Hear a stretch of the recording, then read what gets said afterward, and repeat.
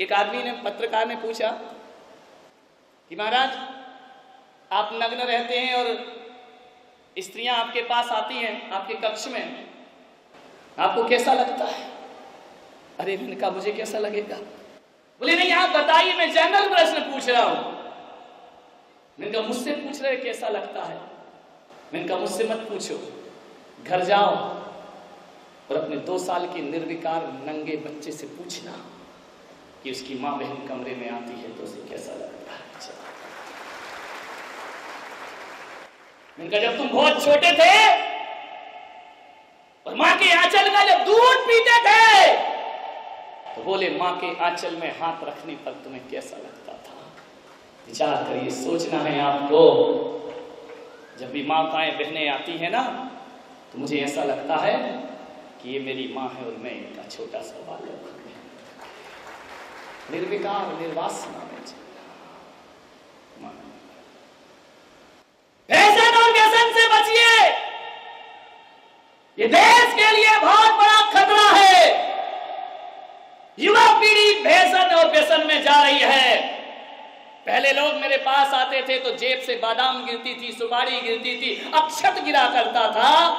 अब आते हैं नमोस्तु करते हैं, माणिक चंद, विमल, लियो, बादशाह, गुरु। मैंने कहा कर दिया खाना गुरु को ही शुरू, अब क्या होगा तुम्हारा? गोल्ड मोहर। वाह रे आदमी, ये गिरता है आदमी के जेब से। ये चरित्र है हमारा। विचार करिए, गुटखा खा रहे हैं, शराब पी रहे हैं, सिगरेट पी रहे हैं। ध्यान रखिए मान्यवर, यदि बच्चे हमारे गलत काम ना करें उससे पहले बड़ों को अपने दर्पण में मुंह देखना चाहिए।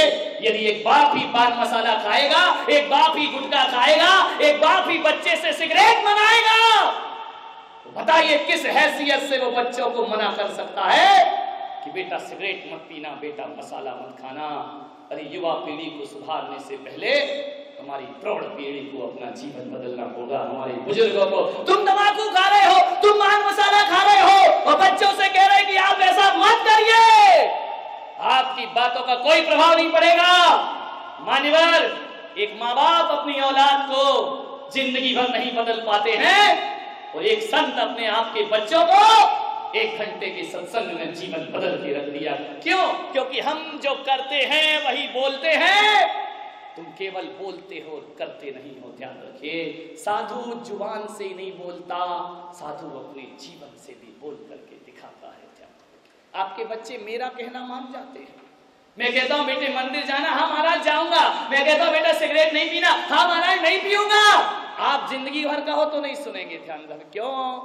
क्योंकि तुम्हारे ओंठों पर सिगरेट लगी है। ध्यान रखिए, आदर्श बनकर के दिखाइए। नशा मौत है, आज आपकी मौत है, कल परिवार की मौत है, एक दिन समाज की मौत है।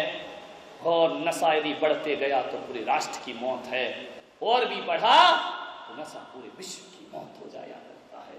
नशे में डूबती हुई ये युवा पीढ़ी समय से पहले सामूहिक आत्महत्या के दौर से गुजर रही है। ये आत्महत्या के अंधे कुएं में छलांग लगाएगी। मान्यवर ध्यान रखिए, क्या करेंगे आप? सरकार भी ऐसी दोहरी नीति जीती है कि एक तरफ तो सरकार ने कानून बना रखा है कि शराब पीकर कोई सड़कों में बहकेगा तो उसे पुलिस वाले उठाकर थाने में बंद कर देंगे। ध्यान रखिए, एक कानून ये है हमारे देश में। और दूसरी तरफ यही अंधी सरकार शराब की लाइसेंस देती है, शराब के ठेके देती है। अब जाकर के पूछो दिल्ली दरबार से कि यदि शराब के धड़ल्ले से आप ठेके देंगे, लाइसेंस देंगे तो ये पीने वाले खरीद के शराब पिएंगे नहीं तो क्या नाली में डालेंगे? इतना बुद्धू तो हमारा भारत देश नहीं है। ध्यान रखिए, विचार करिए आप, सरकार की ये दोहरी नीति है। चोर से कहती है चोरी करो और साहूकार से कहती है जागते रहो। ध्यान रखिए, बदलना पड़ेंगी ये नीतियां। मैं ये नहीं मानता हूं कि सरकार बदलेगी, कुछ नहीं कर लेगी सरकार, क्या करेगी, वो भी मजबूर है। पीने वालों की जमात लगी, सरकार करे तो क्या करे, क्या। बाबूलाल जी गौर जब मध्य प्रदेश के मुख्यमंत्री थे, उस समय मैं भोपाल में था, उन्होंने अतिक्रमण तुड़वा दिए। जो भी अपनी सीमा से बाहर मकान आया, बुलडोजर चलवा दिया, और उनको कहा जाता था बुलडोजर मंत्री, जहां भी हो बुलडोजर चलवा देते थे। मैं उनसे कहा था एक दिन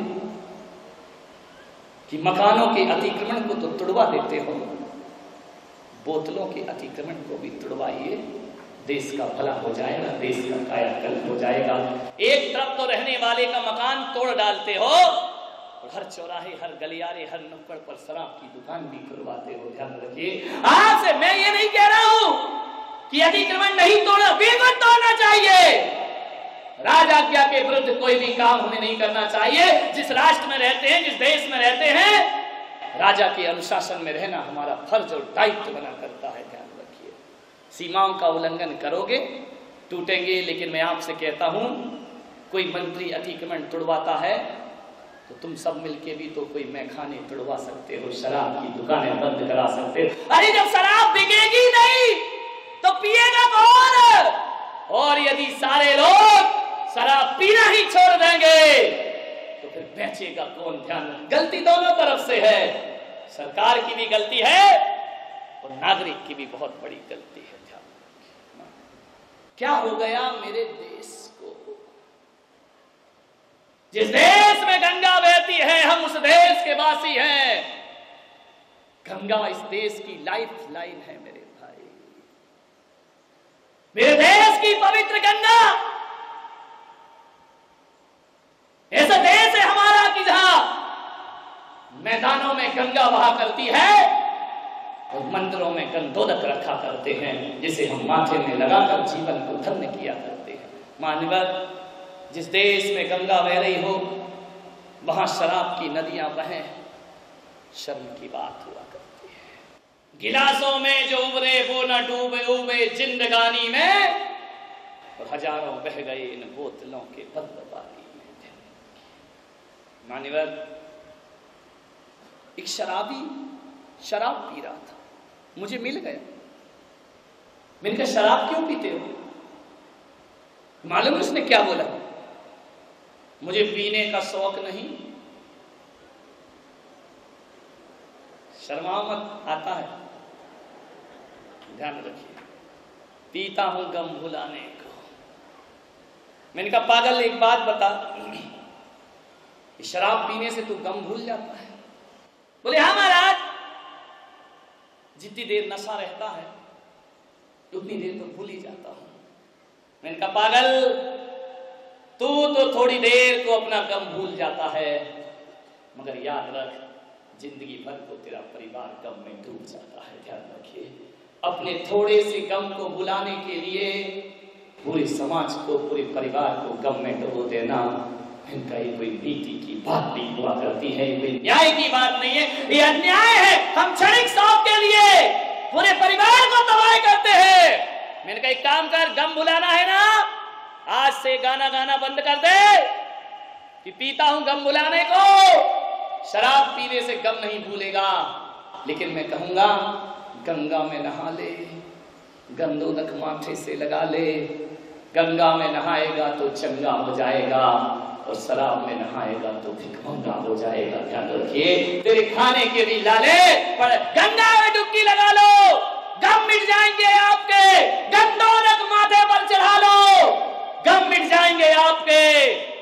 लेकिन शराब ओंठों से लगाओगे, जिंदगी भर गम तुम्हारा पीछा नहीं। सुरा सुंदरी के शौकीन जीवन के अंत समय में कुत्ते की मौत मरा करते हैं। ध्यान रखिए, मैं आपसे कह रहा हूं, मैं बस बात आपसे कहने जा रहा हूं। मेरी अपेक्षा है, मेरी भावना है कि तुम कुत्ते की मौत ना मरो। तुम जब भी मरो इस दुनिया से जाओ तो कुत्ते की मौत नहीं, एक संत की मौत दुनिया से विदा हो, तुम्हारा मानव जीवन पाना सार्थक और सफल हो जाएगा। लोग कहते हैं विश्व में शांति हो। क्या होता है विश्व? लोग कहते हैं राष्ट्र में शांति हो, समाज में शांति हो। किसे कहते हैं राष्ट्र, किसे कहते हैं विश्व? विश्व कोई सामान है, विश्व कोई पदार्थ है? ध्यान रखना, एक एक आदमी विश्व हुआ करता है और एक एक आदमी राष्ट्र हुआ करता है। एक एक आदमी के जीवन से यदि व्यसन निकल जाए तो ध्यान रखना, वो आदमी की शांति नहीं, वो पूरे विश्व और राष्ट्र की शांति हुआ करती है। हम ही तो विश्व है मेरे भाई, हम ही तो संसार है मेरे भाई, हमसे ही तो विश्व बना है, हमसे ही तो दुनिया बनी है। और किस विश्व की शांति चाहते हो? अपने मन में शांति पैदा करो। जो अपने मन में शांति पैदा करके अपने मन को पवित्र कर लेता है, उस राष्ट्र और विश्व को पवित्र होने में भी ज्यादा देर। अपने आप को देखो मान्यवर, शराब पूरे परिवार को तबाह करती है, पीता एक है, दुर्दशा पूरे परिवार की होती है। एक आदमी को मैं जानता हूं, मैं एक बार जेल गया, एक दिन के लिए प्रवचन करने,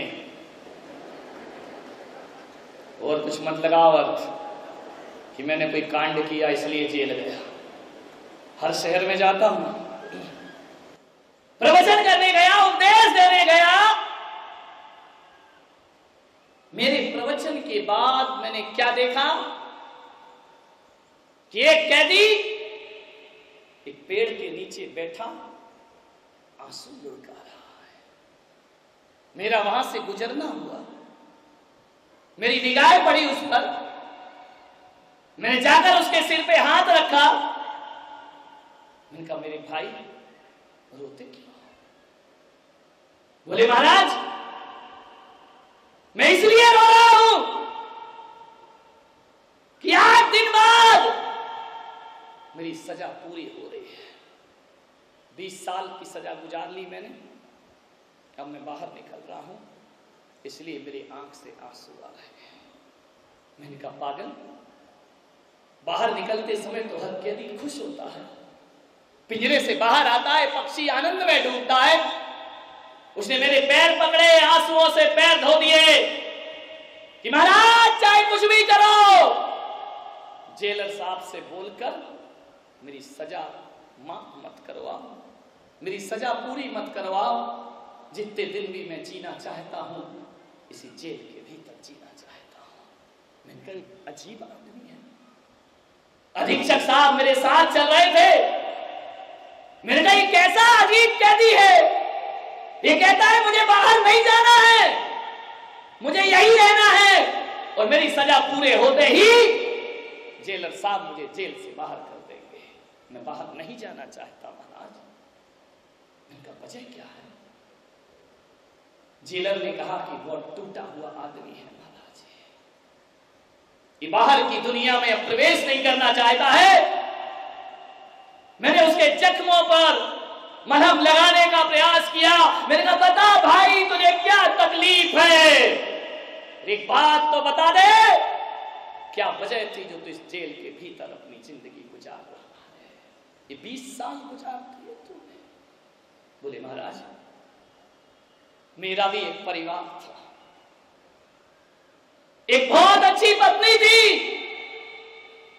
मेरे बच्चे थे, लेकिन महाराज ऐसे लोगों की संगति में मैं पड़ गया कि ऐसे चंद लोगों ने मेरा पूरा परिवार तहस नहस कर दिया। ऐसे लोग इस समाज में हैं जो मुझे गलत राह पर ले गए। मैं कभी शराब नहीं पीता था, उन्होंने मुझे शराब पीना सिखा दी। महाराज ऐसी लत लगी, ऐसी लत लगी कि जैसे जैसे मैं शराब के घूंट पीता वैसे वैसे मेरी पत्नी आंखों से आंसू की धारा बहाती, मेरे बच्चे रोते, मेरे माँ बाप का सिर शर्मिंदगी से झुक जाता कि तू ये क्या करने लगा, इतना अच्छा हमारा लड़का। रोज रोती मेरी पत्नी, और धीरे धीरे उस पत्नी मजबूर बनी। अब वो आंसू नहीं बहाती, अब मुझसे संघर्ष करती, मुझसे विरोध करती। 1 साल हुआ, 2 साल हुआ, आए दिन झगड़ा होता, घर में कलह होती। पत्नी ने कहा मैं सुसाइड कर लूंगी, लेकिन तुम शराबी के साथ अपनी जिंदगी नहीं गुजार सकती है। लेकिन जब जब मेरी पत्नी ने आत्महत्या की और कदम बढ़ाया, मेरे दो छोटे छोटे बच्चों को देखकर वो लाचार रुक जाती थी कि बाप शराब पीता है और मैं भी ना रहूंगी, क्या होगा इस औलाद का। बड़ी मजबूर है ये नारी, अबला तेरी यही कहानी, आंचल में है दूध और आंखों में पानी। अबला तेरी